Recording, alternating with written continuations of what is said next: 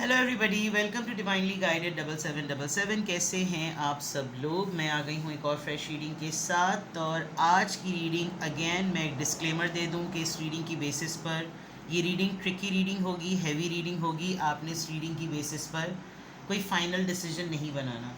मैं यूजुअली एक रीडिंग करती हूँ कि what are they hiding from you, यानी कि आपके पर्सन आपसे क्या छुपा रहे हैं। आज मैं रीडिंग कर रही हूँ कि आपके पर्सन आपसे क्या गलत बयानी करते हैं, झूठ क्या बोलते हैं। यानी कि सही चीज़ है लेकिन उसको गलत पोर्ट्रे करना, गलत कम्युनिकेशन करना, क्योंकि bad communication is something also a part of lies.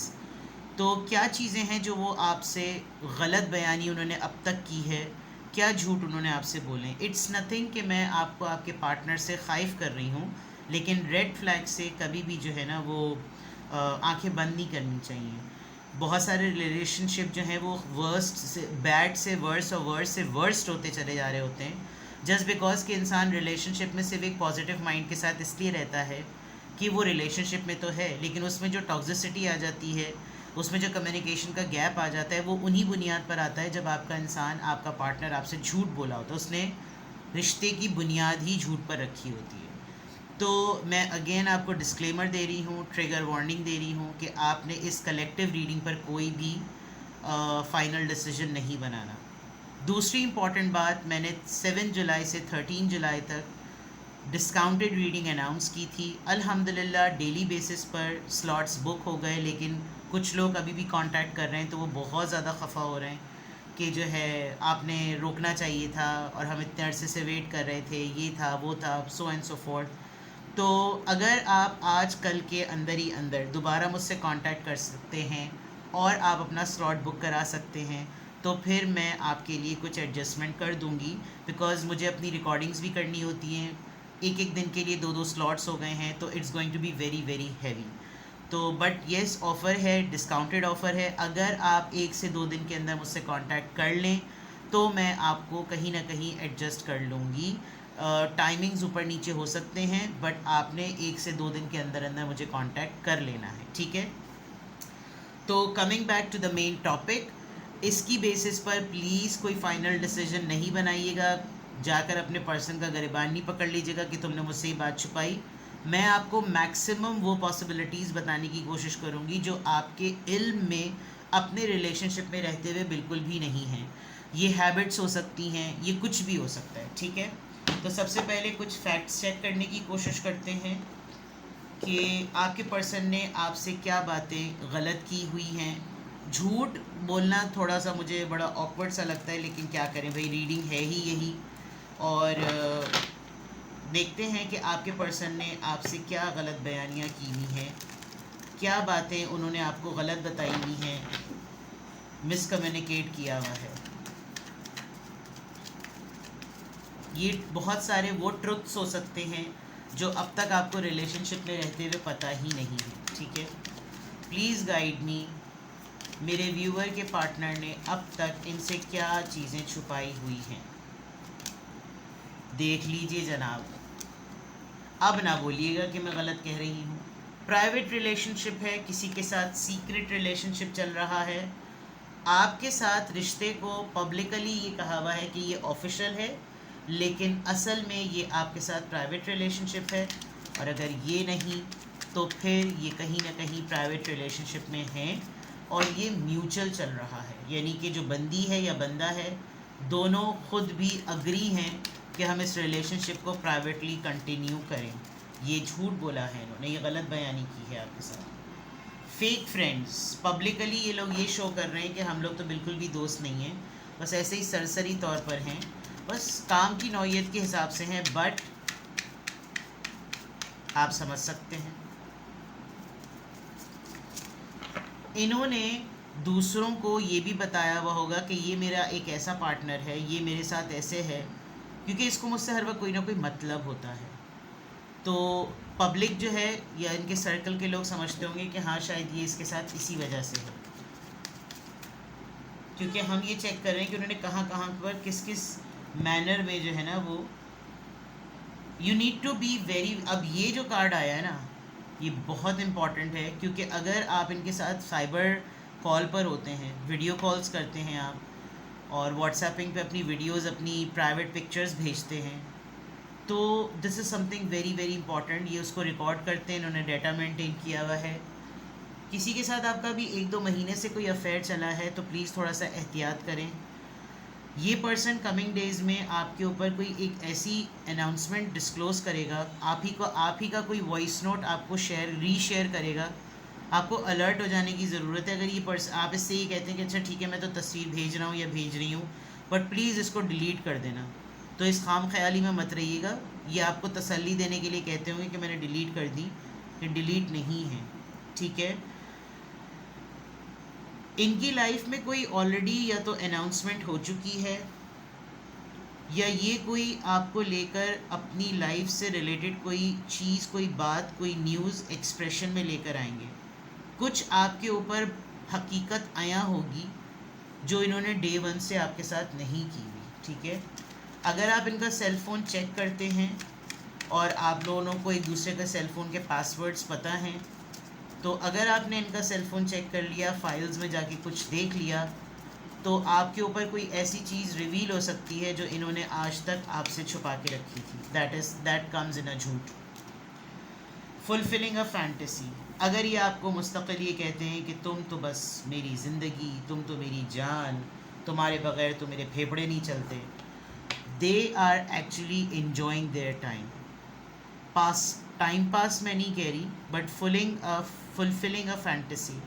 इन्होंने आपकी रिलेशनशिप के स्टेटस को रीज़न बनाकर अपने आप को आपकी ज़िंदगी में इंटरवीन करवाया है, और उसके बाद ये इन दी एंड हो सकता है आपको ये भी बात कहें कि सब कुछ तो म्यूचुअली हो रहा है, तुम्हें भी मेरी ज़रूरत थी, मुझे भी तुम्हारी ज़रूरत थी, तो इसमें इतना ज़्यादा एक्स्ट्रा होने की ज़रूरत क्या है। फुलफिलिंग अ फैंटेसी, ये अपने किसी लाइफ के एम्प्टी ब्लॉक को आपके थ्रू फिल कर रहे हैं, लेकिन आपको इन्होंने ये कहा है कि नहीं, ये सब कुछ कुछ और है, मैं तुम्हारे लिए कुछ और, तुम मेरे लिए कुछ और, फलाना ते ढिमका, ठीक है। बॉटम ऑफ द डेक पे getting played, manipulation, lies and control. Can you see this? जब कभी भी आप इनसे कोई बात करेंगे, जब कभी भी आप इनसे कमिटमेंट की बात करेंगे, ये आपको ऐसे शो करेंगे जैसे मेरी लाइफ अभी मेरे कंट्रोल में नहीं है। यू डोंट नो मेरी ज़िंदगी में अभी क्या मसाइल हैं, मैं तो अभी बहुत सारे मसाइल को हल करना है, मेरी ज़िंदगी तो अभी इनकी उधार है, इनका कर्ज़ है, मुझे इनका कर्ज़ लौटाना है, और मैं तो अपने हाथों से कुछ कर ही नहीं पा सकता, कर ही नहीं सकती, या जेंडर आप अपने हिसाब से ले लें। और ये वो सारे प्लॉट्स हैं, ये वो सारे झूठ हैं जो ये शो करते हैं कि जैसे ये किसी के थ्रू कंट्रोल हो रहे हैं। I am giving you a very clear warning, you are getting played. आप जो हैं वो खिल रहे हैं, ये आपको खेल रहे हैं और आप इनसे खिल रहे हैं, ठीक है।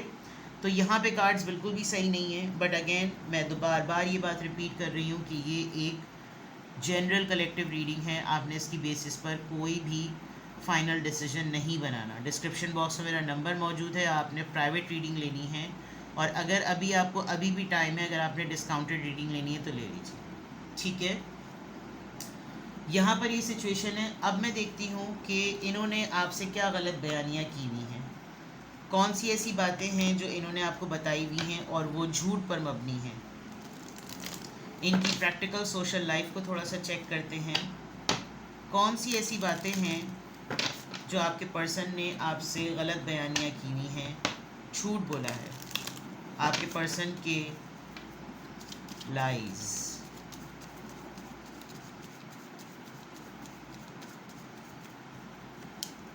Main male number 1, journey number 10, wealthy man number 13, family room, मुझे ये मैरिड लग रहे हैं,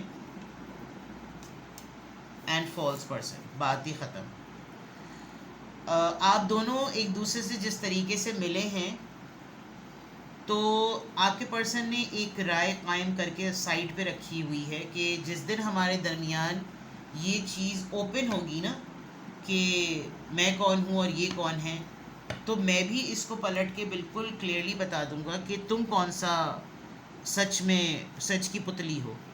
ये आप जहन में रखिएगा, क्योंकि ये आपको डे वन से फॉल्स कैटेगरी में ही रखते हैं कि जैसे आपके चेहरे पे एक मास्क है, दो लेडीज़ इस कमरे के फ्रेम में हैं, बिग चांस के इनकी लाइफ में second third party, first second party, third third और फोर्थ पार्टी मौजूद है। दूसरा ये कि अगर ये कहते हैं कि मेरी लाइफ को तो मेरी वालदा कंट्रोल करती हैं, मेरी तो बहनें मुझे कंट्रोल करती हैं, और उन्होंने तो ज़बरदस्ती मेरे साथ एक ये चीज़ की हुई है, मुझे ज़बरदस्ती कहीं बांध दिया है, और मेरा तो दिल ही नहीं चाहता उससे बात करने का, वो मेरी कज़न है और फलाना ढिमका ये वो। तो ये सब कहानियाँ हैं। The person is the main character of the family. अपने घर का, अपनी फैमिली का, अपनी लाइफ का पूरा कंट्रोल इस इंसान के पास है। आपने भी इस इंसान को सबसे मेन नंबर वन पे रखा हुआ है। तो इफ़ दिस पर्सन सेज कि मैं मैनिपुलेटेड हूँ या मैं कंट्रोल्ड हूँ, मैं किसी के अंडर हूँ, मेरे पास डिसीजन पावर्स नहीं है, लाइज। बहुत बड़ा चांस हो सकता है कि ये पर्सन आपके सेम सिटी, कंट्री, टाउन को बिलोंग नहीं करता, ये किसी और मुल्क का है, ये किसी और शहर का है, इसकी लाइफ में ट्रैवलिंग बहुत ज़्यादा है, आप इस इंसान से ट्रैवलिंग की बेसिस पर मिले। ये पर्सन आपको डिफरेंट शेड्स अपनी पर्सनालिटी के डे वन से दिखा रहा है। इस पर्सन के पास अपनी वेल्थ भी है, अपनी पावर भी है, अपना बिजनेस भी है, अपना स्टेटस भी है, लेकिन इसने एक तरीके से ये शो किया हुआ है कि जैसे ये सब कुछ मेरा नहीं है और बहुत सारे लोग इसमें पार्टनर्स हैं। तो कहीं मतलब यानी कि आप इस इम्प्रेशन में ना आ जाएं कि भाई मेरा तो जैकपॉट लग गया, मोहब्बत भी हो गई और जैकपॉट भी लग गया। दूसरा, with the family room, I have a strong feeling that this person is already committed somewhere. कहीं ना कहीं तो ये इंसान कमिटेड है, अपनी फैमिली को बहुत ज़्यादा प्रायोरिटी देना। अगर आपसे ये कहते हैं कि नहीं वो लोग तो मुझे ज़बरदस्ती घेर कर रखते हैं, नो, प्रायोरिटी में है इसका अपनी फैमिली को टाइम देना, फैमिली के साथ उठना बैठना। Family is everything to this person and for you. इसने अपने आप को ऊपर एक मास्क चढ़ाया हुआ है, और इस मास्क के थ्रू ये आपको भी एक मास्क पर्सन समझता है कि मैं खाली कौन सा अपने ऊपर मास्क चढ़ाया हूँ, वो खुद भी, उसने भी मुझे कौन सी अपनी हकीकतें बता रखी हैं। Number 1, number 10, number 13, number 21 and number 8। ठीक है, तो आपके पर्सन ने आपसे क्या क्या गलत बयानियाँ की हुई हैं, कौन कौन सी ऐसी बातें हैं जो इन्होंने गलत की हुई हैं, उसके ऊपर मैं ये रीडिंग कर रही हूँ। अब यहाँ से लिटरली टैरो से चेक करेंगे कि आपके पर्सन ने आपके साथ क्या गलत बयानियाँ की हैं, आपके पर्सन के झूठ, इस रिलेशनशिप में रहते हुए आपके पर्सन ने आपसे क्या गलत बयानियाँ की हुई हैं।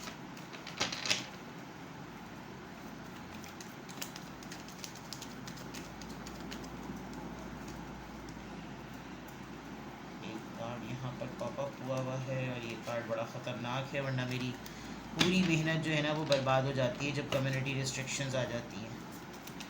चलिए, आपके पर्सन ने आपसे क्या गलत बयानियाँ की हुई हैं इस रिलेशनशिप में, आपके पर्सन के झूठ।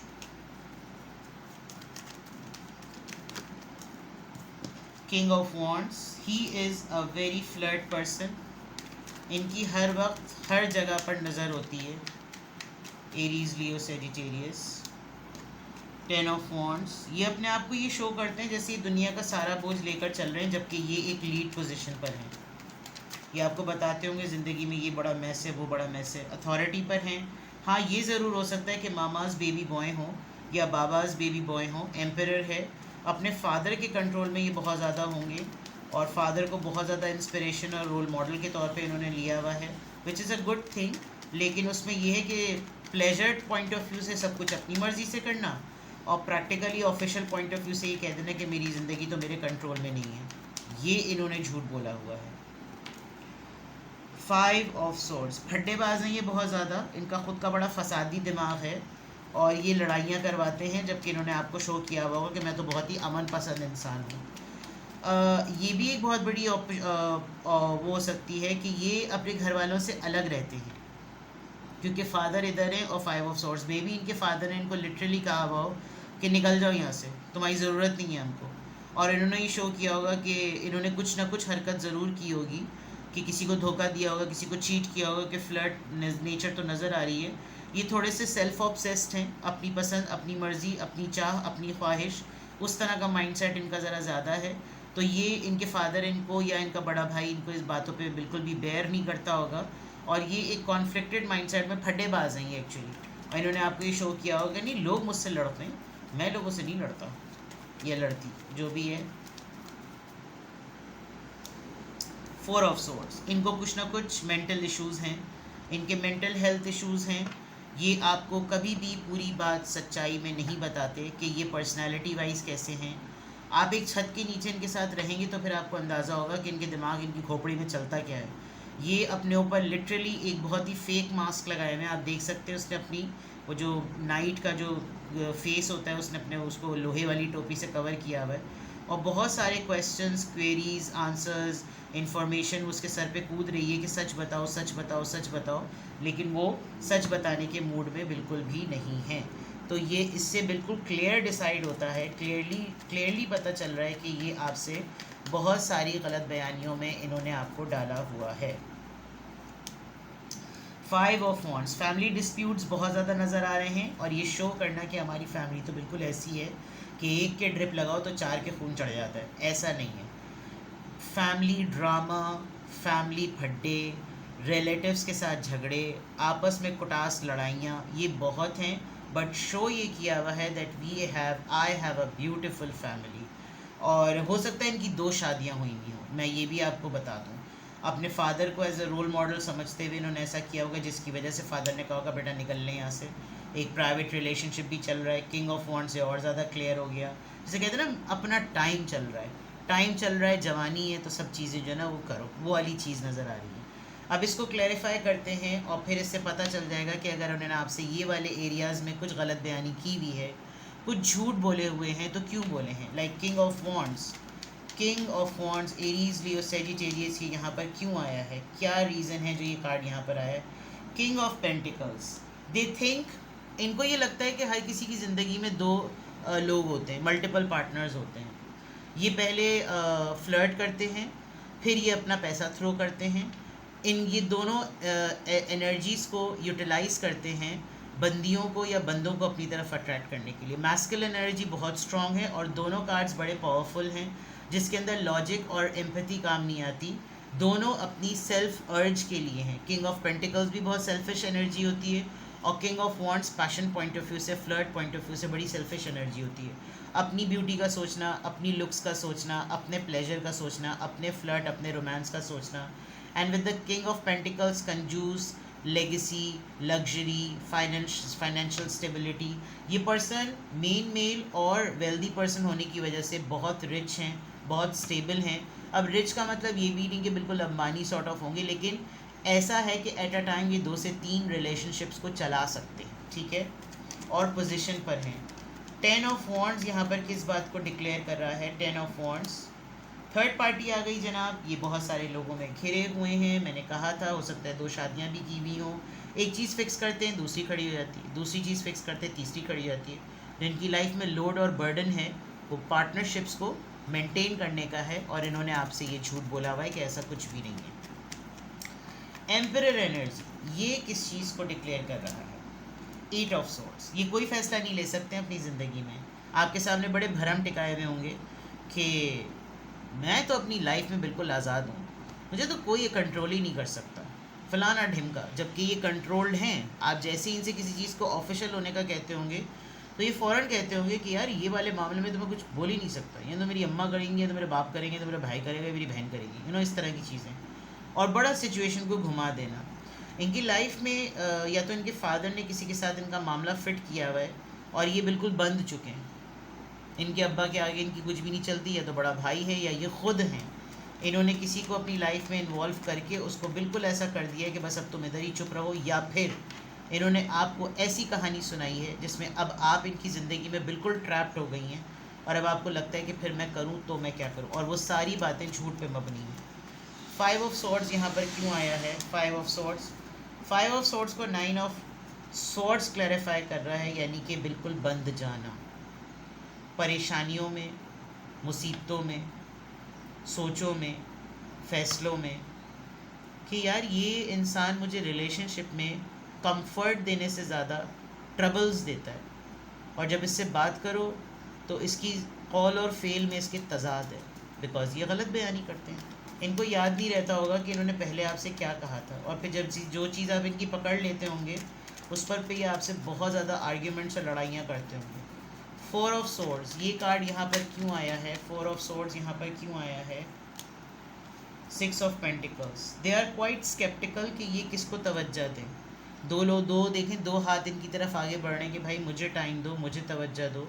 ये अपनी मर्ज़ी से अटेंशन, कंपनी, टाइम देते हैं। और ये कहाँ होते हैं, किस वक्त होते हैं, कहाँ चैरिटी कर रहे हैं, कहाँ टाइम दे रहे हैं, कहाँ डोनेशन दे रहे हैं, कहाँ फाइनेंशियली अवेलेबल हैं, ये बताना पसंद ही नहीं करते। और इस चीज़ को ये बहुत ज़्यादा सीक्रेट रखते हैं। हो सकता है अभी आपने इनसे इंक्वायर किया हो, अगर आप लोगों का जॉइंट अकाउंट वगैरह है, कि भाई पैसे कहाँ गए, तो ये आपको कुछ बता ही नहीं रहे होंगे, क्योंकि इनका कहीं ना कहीं प्राइवेट रिलेशनशिप तो चल ही रहा है।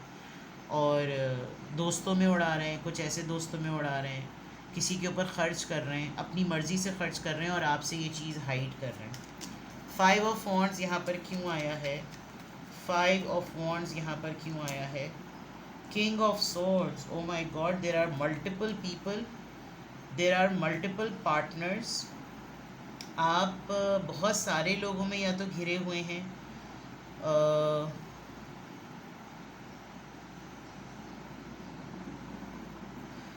ये एक ऐसे इंसान हैं अपनी लॉजिक पर अड़ जाते हैं और ज़िद से मनवाते होंगे